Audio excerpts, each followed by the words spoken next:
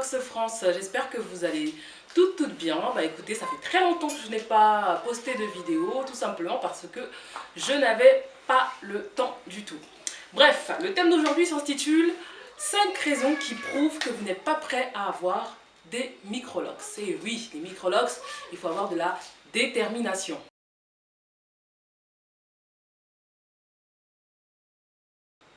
Premier point, vous n'avez pas de patience. Alors, vous êtes quelqu'un qui ne peut pas s'asseoir plus de 6 heures pour se coiffer et qui ne peut pas s'asseoir plus de 2 heures pour se coiffer. Vous aimez les choses rapides, c'est-à-dire lissage, tissage, en 2 heures, c'est bouclé. Les Microlox ne sont pas faits pour vous.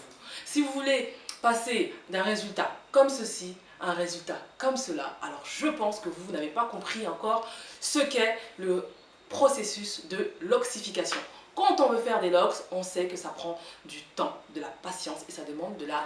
Aujourd'hui, l'industrie cosmétique, ou aussi on peut appeler ça cosmétique, a inventé des rajouts qui ressemblent à des microlocks. Ça veut dire que vous allez vous faire un crochet braid et vous allez avoir ce résultat-là. Moi personnellement, je suis contre, tout simplement parce que je trouve que ça ne va pas justement dans notre sens, dans l'objectif qui est l'acceptation de soi.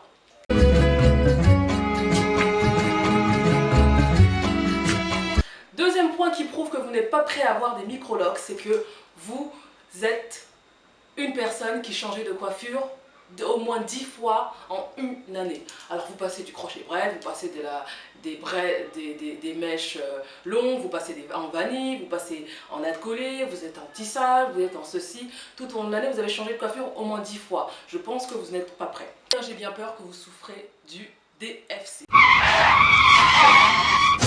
Le syndrome du faux cheveu, c'est quoi? J'ai pris des notes. Le syndrome du faux cheveu est caractérisé par une dépendance aux cheveux synthétiques ou naturels. Il touche principalement les femmes noires de type afro-caribéenne ou tout simplement africaines.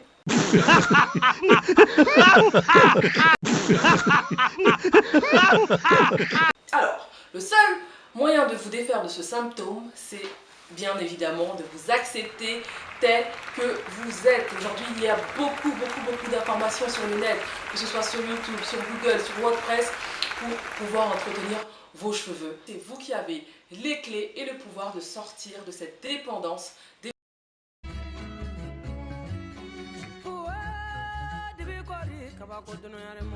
Troisième point, vous êtes une personne qui est plutôt sensible à la critique. Alors, vous êtes une personne qui, à la moindre critique, eh ben, vous vous sentez mal, vous êtes en manque de confiance en vous, etc. etc. Alors, quand vous allez commencer vos locks, il faut savoir que vous allez avoir une armada de personnes qui vont vous décourager, qui vont vous dire « Non, ne fais pas ça, tu as de si beaux cheveux, pourquoi tu as fait ça, c'est définitif » ou il y a même des gens qui m'ont dit que tes cheveux ne pousseront jamais.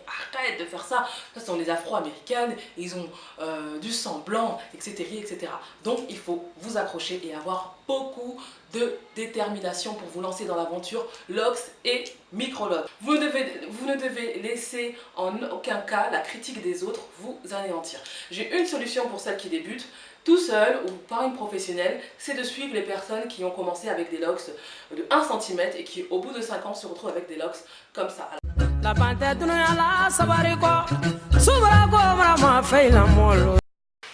Quatrième point, vous faites partie des personnes qui veulent, avant même de débuter l'aventure Microlox, savoir si les Microlox peuvent se défaire. Oui, j'ai eu beaucoup de personnes qui m'ont contacté, malheureusement.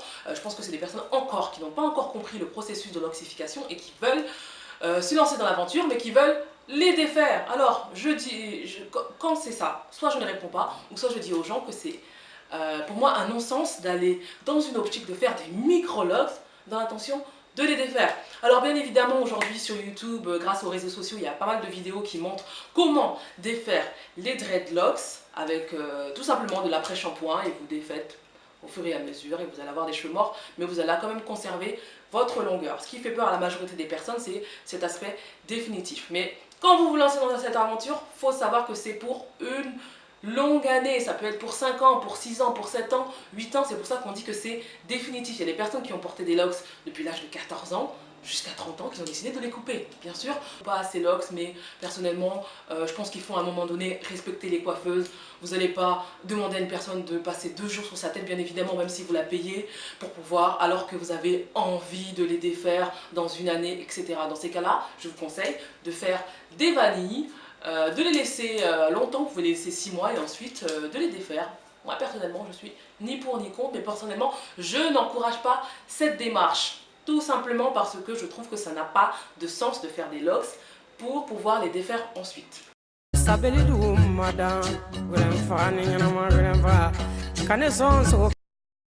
Cinquième point, vous voulez payer le même prix pour des microlocks ou pour des dreadlocks, alors que vous savez très bien que entretenir 500 microlocks, c'est très difficile. Alors la différence qu'il y a avec les locks traditionnels et les microlocks, c'est clairement, moi je dirais, c'est le temps qui sépare les deux processus.